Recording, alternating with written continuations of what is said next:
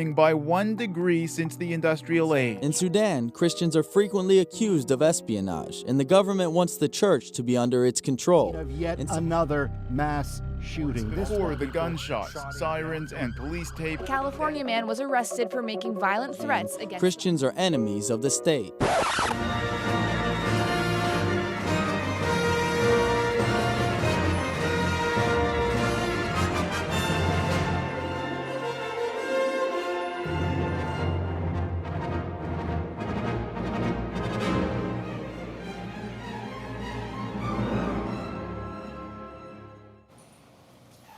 Hi.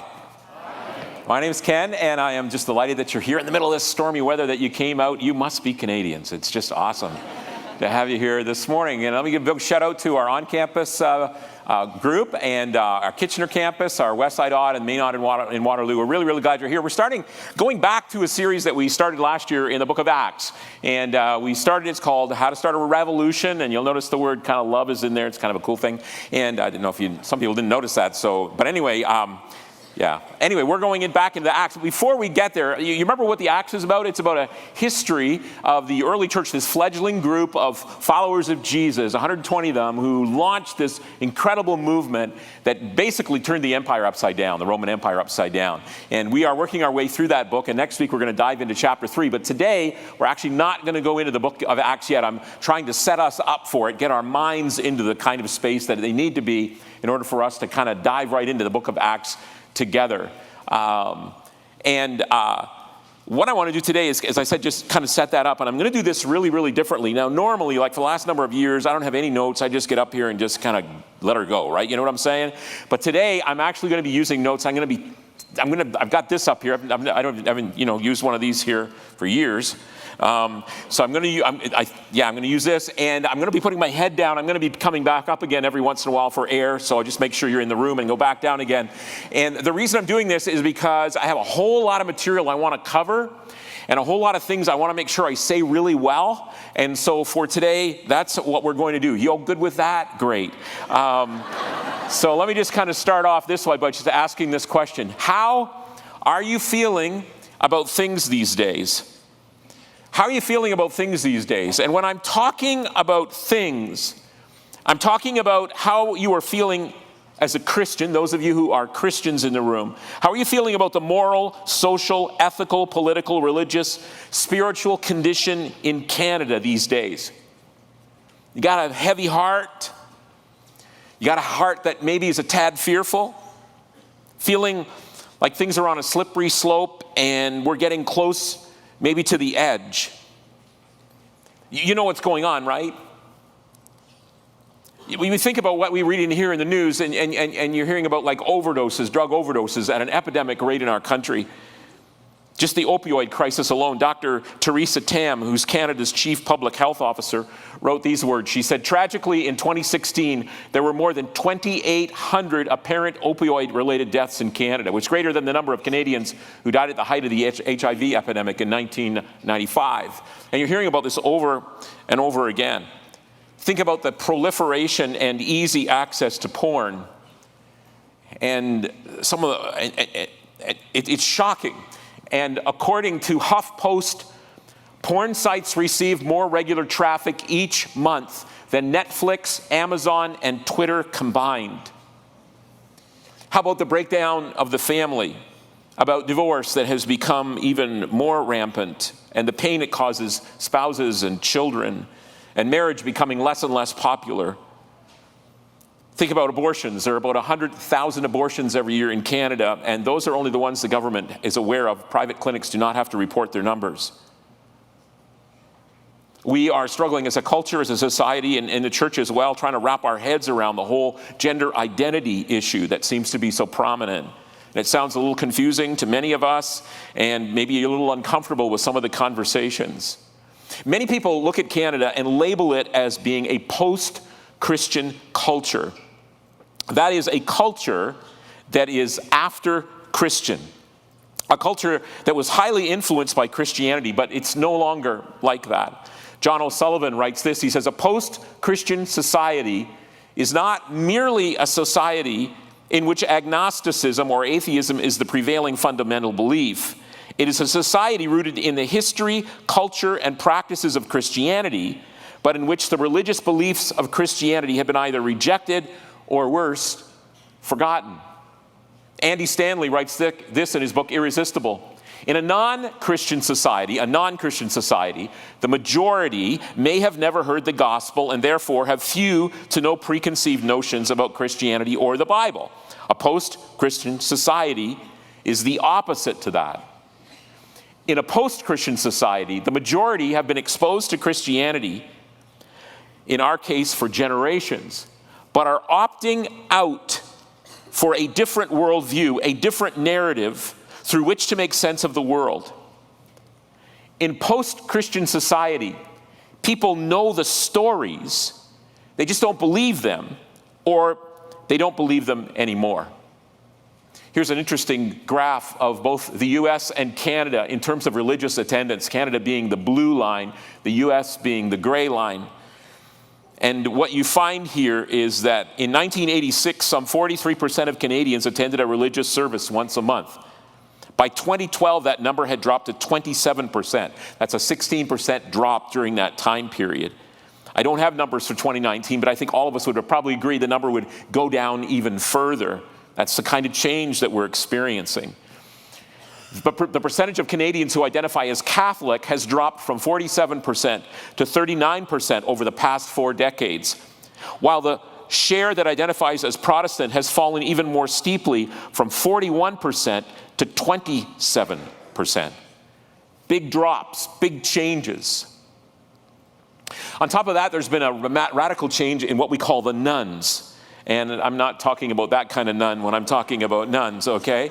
Nuns, N-O-N-E-S, are people who check off on the box that the government surveys put out, what's your religious affiliation? And they will check off none, N-O-N-E. And according to the National Post, the nuns grew in Canada from 10% in 1985 to around 25% in 2014. They are a diverse group spanning militant atheists and freelance spiritualists, one-time Catholics, non-observant Jews, secular Muslims, and others. And often when we slow down and think about our situations, we find ourselves heavy-hearted and overwhelmed by the spiritual and moral and ethical and social state of our country. And maybe you find yourself experiencing a measure of fear. We're afraid the country is going into the tank, and we can feel it a bit overwhelmed by the direction things are heading.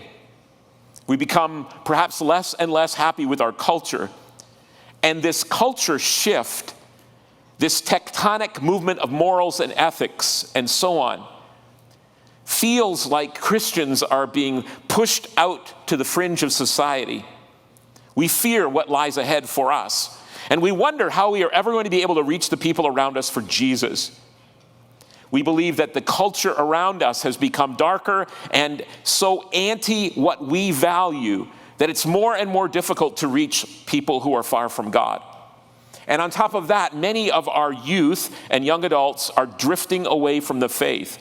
And we're wondering what the next few generations are going to be like. We fear that eventually Christianity in Canada will shrivel up and skulk off into the corners like it has in many European countries. And we fear that maybe we're fighting a losing battle.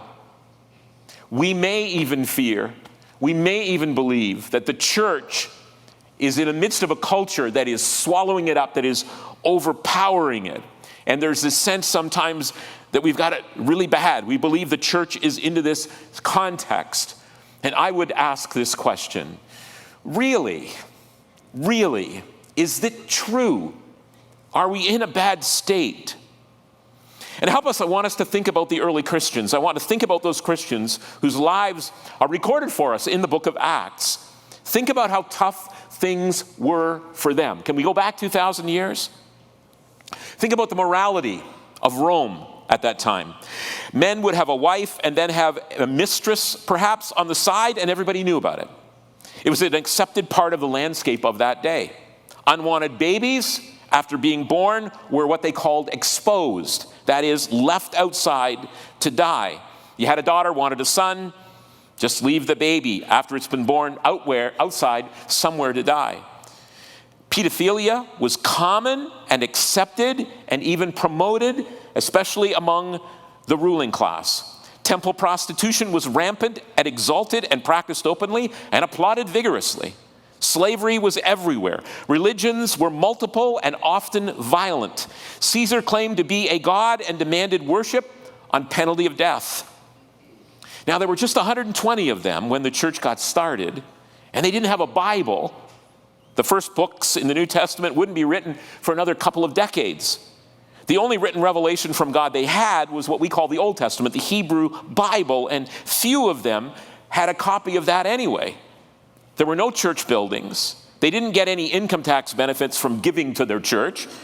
There were no written materials for them to learn how to be a healthier Christian. There was no Christian radio or Christian websites or Christian camps or Christian conference centers. The world was absolutely dominated by Rome. The people in Israel were under the hobnailed sandals of Roman oppression. They were taxed beyond anything we could imagine. Rome had crucified Christianity's founder, Jesus. The world was hostile to Christianity. In fact, the religious Jews in Israel hated this new movement and had sent out agents, one guy by the name of Saul, to imprison and kill any he could find. Many of the Christian leaders were imprisoned, and some, such as Stephen, were murdered for their faith. Persecution got so bad that the early Christians left Jerusalem to find a place where they could simply survive. But in addition to the Jews, there were the Romans who also attacked Christianity. How many of you have been to Rome and seen the Colosseum in Rome? Okay, you've looked down and you've probably had a guide go through that grand facility with you, and you've understood that in that arena, 100,000 cheering people would watch as thousands of humans and animals would lose their lives. Some of them were Christians standing up for their faith. One Caesar is known to have crucified Christians, then covered them with tar and lit them on fire to illuminate the evening. And we think we've got it bad. Did you know that what we experience today are freedom to worship, income tax receipts for giving to the church, churches not paying property taxes, and so on? That's an anomaly. There has been nothing like what we experience in this country in all of history when it comes to our religious freedoms. We have it so good. Yes, it's not what it used to be, and it may not be what we want it to be, but it's not as bad as it could be. And here's the question that I ask. If our brothers and sisters could reach and impact their culture with the gospel and launch the greatest movement in the history of humanity under such trying conditions and with such few resources, why can't we do at least that much, if not more? And here's the question. What was it that made them so successful? Can you read that off the screens with me? What was it that made them so successful? What was it that caused them to be so have such a profound impact on the world in which they lived? And I suppose we could spend a lot of time on this. We might even work our way through, go look at that, we're going to, the book of Acts, to learn a lot about what it was that they did and how they lived out their lives. And that's part of the adventure we're going to dive into starting next Sunday. So we could preach a series on it, and I don't have enough time for that. But I do want this morning to share with you a couple of thoughts about how to really start a revolution. I want to look at two words. And these were true of the early Christians, and they also need to be true of you and me. Okay, you ready? Just two words. I just want you to walk out of here thinking about these two words. The first word is this word. Weird. Okay, can you say that with me, please? Weird. Weird. Guess what the early Christians were? Weird. Okay? They were. Now, if you look at the definition, you got words like strange and odd and unusual and different, and that's clearly what they were. And that, my friends, is what Christians are supposed to be. If you're a Christian, if you're a follower of Jesus, you are weird, strange, odd, unusual, and different. Okay? Now, we think about weird, we can think about it in a number of ways. We can think about it in a bad way, we can think about it in a good way, or we can think about it in a God way, okay? So bad way, you know what bad way weird is? It's just weird people. And weird people are people who just act weird, they talk weird, they're just really kind of strange and different and odd. You know probably people who have got like a bad kind of weird. How many of you know people who got a bad weird? No pointing, just raise your hand, okay? Right? There's people like that. Then there's what I'm going to call good weird. Now good weird is people who are weird, but their weirdness actually makes them sort of excel in something. So you've got a person who's really quite weird, but they are such a good musician.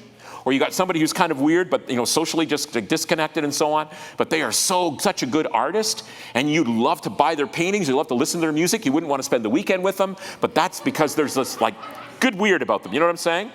But then there's this thing called God weird. God weird.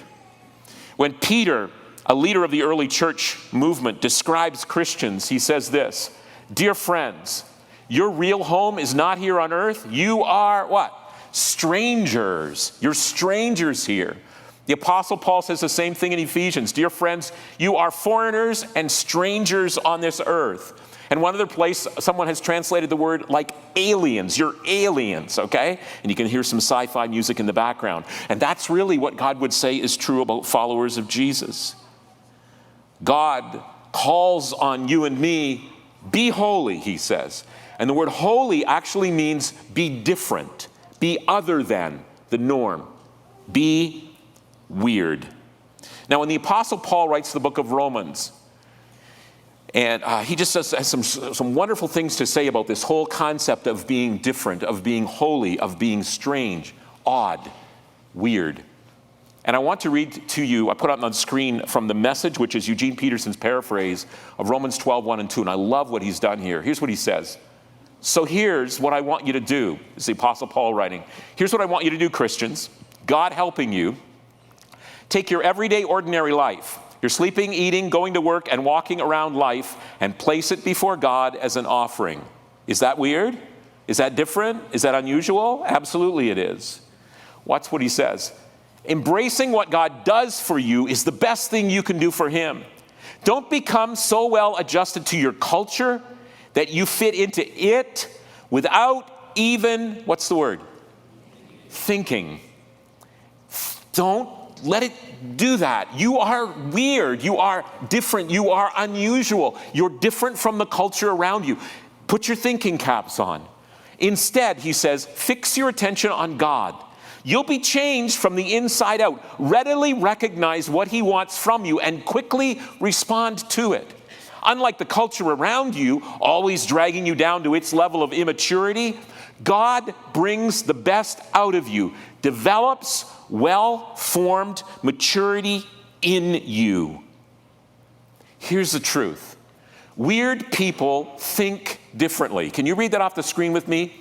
Weird people think differently. Christians think differently, or should think differently. Think about how weird it is the way that Christians think. You ready? I'll just give you a little kind of list of how weird we are. We think the answers to the problems in the world are not found in science, government, education, but a person named Jesus. That's weird. We think our money isn't ours, it belongs to God. Not just some of it, all of it. We think our future isn't ultimately found in this life, there's an afterlife, and we're living with that reality in mind. We think our standard of right and wrong is not something we or our culture come up with, it's what God says, and we seek to live that out. We think our life center is not us or our spouse or our boss or our desires, it is God. And we seek to orbit and order our entire lives around him. The bottom line is, Christians are weird, okay? We are strange. And there's no doubt that the early church, the early followers of Jesus, were weird. And sometimes their weirdness caused them loss. And sometimes their weirdness caused them to experience a tough life. And sometimes their weirdness caused people to reject them. And sometimes it caused their very death. But it was also the very thing that drew people to them. It was at the core of the message they hailed. The early church was weird. If you were a Christian then, you need to know that your greatest strength, if you're a Christian, then you need to know that your greatest strength is not weird in a bad way or weird in a good way, but weird in a God way. It is a weird in a way that's all about honoring and glorifying God in every area of our lives. Being weird in a God way is being different in a way that will cause you to be rejected, or it will cause you to be extremely attractive. Being weird is always going to be either rejected, or you're going to find it to be something that people are drawn to. Because normal doesn't like weird until it finds normal to be painful or empty. You cannot draw people to the life of Christ by being the same as them. It only happens when you're different. It only happens when you're living out a life like Jesus. And this is exactly what the early Christians did. They were weird. They lived a life of moral alignment to God's standards as best they could. They didn't chase after the stuff normal people chase after. They were weird enough to put God things first. And this is what you and I need to do in our lives. We need to, this is what I'm going to call it, walk the weird. Okay? Can you say that with me, please? We need to walk the weird. And what I mean by that is on a day-by-day basis, we're living out what it means to be like Jesus. You made a commitment to trust Jesus as your life leader. Be true to who you are. Be true to Jesus. It's time to walk the weird, okay? That's the key reason the early church was able to rock the empire, because they walked the weird. Now, the second word that I want to give to you, we talked about weird. The second word I want to give to you is a word you might yawn at when I give it to you, but I want to tell you that this is such a critical part of what made them so healthy and effective. It's called love. Can you say that with me, please? You ready? Love. Love. And perhaps it could be stated that the way they loved and the way we love is kind of weird, okay? Love is what gripped the heart of that early church. Love is what poured out of each and every one of them, and that love, that God-like love, turned the Roman kingdom upside down. It was so powerful that in a context much more hostile to Christianity than ours, the government that had crucified our Lord and Master turned around and embraced his teachings and his followers in a dramatic ways. If you go to Rome today, to the Colosseum, there's something else you're going to see. On one of the main entrances, above the main entrance, is a cross. Ironic at its highest level. Here is the Christian symbol hanging over the entrance of the place that at one time symbolized the ultimate hatred toward Christians. Do you remember when the Pharisees came to Jesus and they asked him, what is the greatest commandment? And he said this, you shall love the Lord your God with all your heart and with all your soul and with all your mind and with all your strength. This is the first commandment. And the second, like it, is this, you shall love your neighbor as yourself. There's no other commandment greater than these. You'll notice the one phrase, and I'd love it if you could read the yellow with me. Will you read it with me? Love your neighbor as yourself. That's the core of the kind of love that we should have towards other people. And we often call this, you know what we call this? We call this the golden rule, right? And most people have heard of the golden rule. But I don't know if you know this or not, but a little while later, Jesus kind of superseded this rule with another one. He elevated this command to a whole other level. And if this one is called the golden rule, the one I want to share with you now could be called the platinum rule. And some people believe that this is the only rule that Christians should follow. That this is just it. That everything can be summed up in this statement. And it goes like this in John 13. A new commandment, Jesus says, I give you. Love one another. Watch this. As I have loved you, so you must love one another. It's not love one another as you love yourself. It's changed. It's love one another as I have loved you. It's a whole radical shift. It's a biggie, isn't it? How did Jesus love us? If I had to ask you, how did Jesus love us? You would say, well, he died for us. How much are we to love others? We're to love them as much as Jesus loved us. We're to die for them. But it's not a one-time event. When Jesus calls on us to love like he loved, it is about the cross and beyond the cross, to how he lived out his life in the way that he loved people. He loved people from all walks of life, no matter who they are, no matter what they believed, no matter if they were radically different. They were normal, as it were, because he was weird. And all those people, he would say, you need to love. And he loved people so much, it's kind of fascinating. The people who were so unlike Jesus actually liked Jesus. Can that be said of you and me? This command to love others like Jesus loves us became a key fuel that drove the early church, and it's woven all throughout the New Testament books. If you start to read the New Testament through the lens of this statement, it will rock you. You'll begin to see it more and more and more. For example, in Galatians chapter 5, the Apostle Paul says this: the only thing that counts is faith expressing itself through love. The only thing? The only thing that counts is faith in Jesus expressed in love. That's what he's saying that should be true of you and me. Love must be expressed and experienced among us. If we're followers of Jesus, we've got to love each other. That's a hard task sometimes, right? And that's what the early church was all about. They loved each other, and that love, that was free from racial and social status and so on, was attractive, because love is attractive. But this love is not only to be kept between us as believers, it's to be taken outside our walls and onto the streets.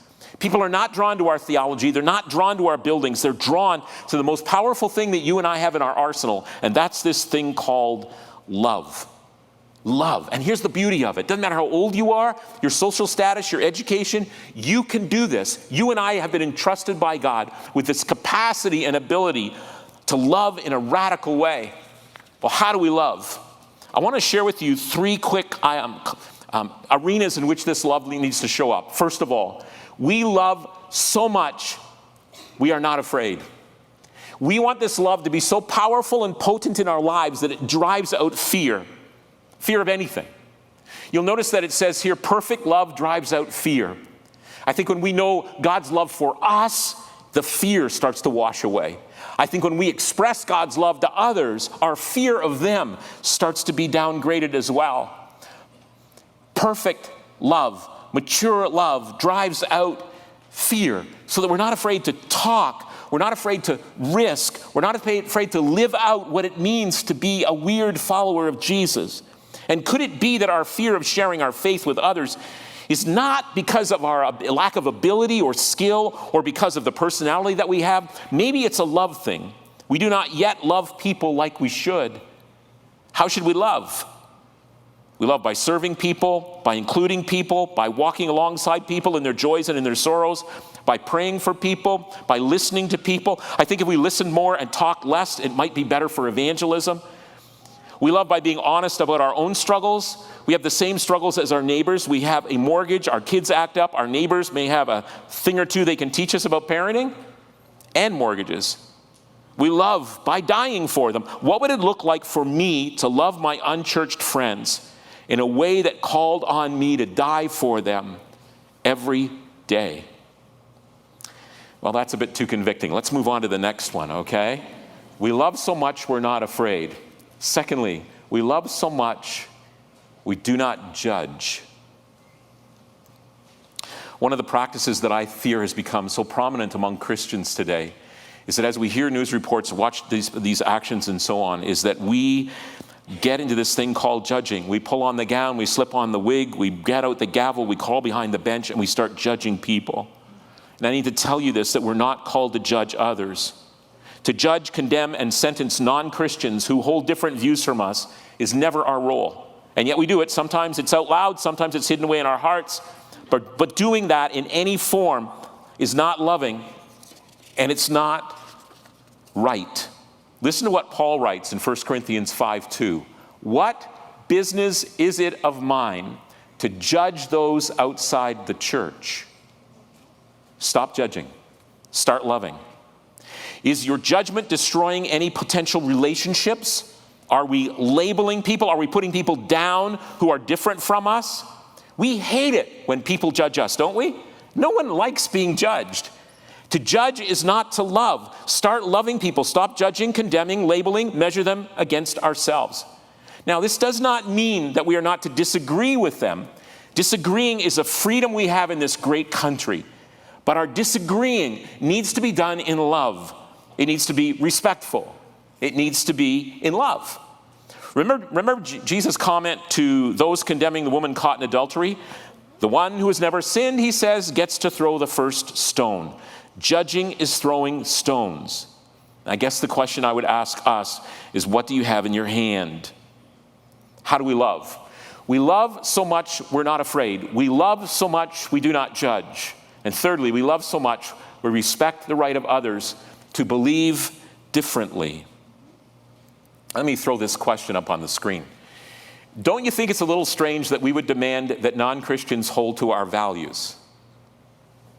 Don't you think it's a little strange that we would tell somebody who doesn't believe like we believe, you got to believe like, you got to at least hold the values we believe in? I mean, don't you think it's a little strange that we do that? Why are we so shocked that non-believers have different values than we do? Why is that a stunner? Okay? Look at this question. What is perhaps a bit ironic here is that non-Christians may be better at living out their values than many of us are at living out ours. I'll move on. That's too convicting. Now, please understand that I am in no way suggesting that we not try and influence our culture by speaking out about what we believe. We're in a democracy. It's a wonderful kind of form of government. It's not the best kind. One day, Messiah is coming back. That will be the best form of government. But until then, we have a great opportunity to say what we need or want to say. I think it's important for us to do that. We are called salt, and we should shake out of the shaker, and we're called light, and we should get out from underneath the shade. Because we are, from God's perspective, the ones who bring flavor to life and the ones who are able to show the way. And it's a huge onus on us and a huge weight, but God believes in us maybe more than we do. But we got to do it in love. And we must do it with respect and value and honor that the person has the right to choose to believe other than what we believe. It's what love does. Have you noticed that some of the most difficult people to love are the ones who teach us the most about how to love? You've maybe got some of those people, EGRs, extra grace required, people in your life. And those people are people who can help you to love more, and because love is so important, that may be one of the reasons they're there. What if some of the social decisions we've seen lately and some of the directions we have seen our government take and so on that we are not on side with, and in some measure powerless to change, what if those could be used by God to help us to learn to love at levels we have not experienced before? We look at politicians and, we're not happy maybe with the direction that they're taking. Do you love that person?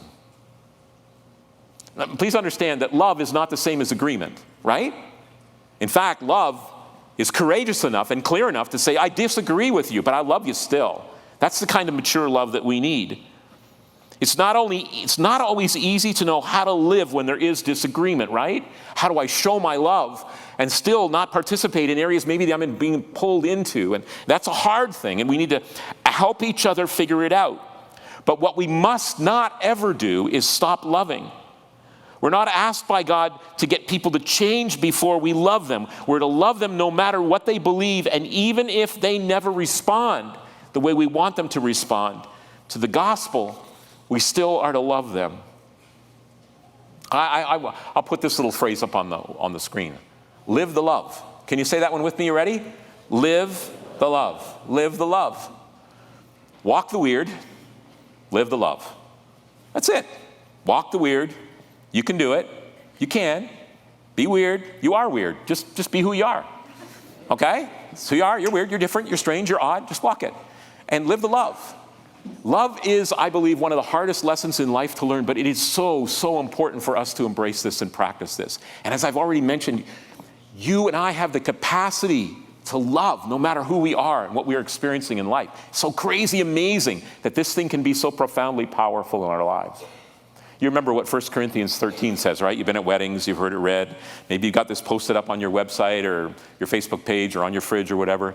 Love is patient, love is kind, it does not envy, it does not boast, it is not proud, it does not dishonor others, it is not self-seeking, it is not easily angered, keeps no record of wrongs. Love does not delight in evil, but rejoices with the truth. It always protects, always trusts, always hopes, always perseveres. Love never fails. Isn't that an amazing statement about this wonderful, wonderful thing called love?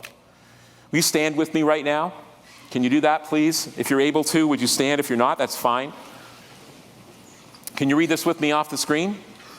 Ready? Or the big screens? You ready? Love is patient. Love is kind. It does not envy. It does not boast. It is not proud.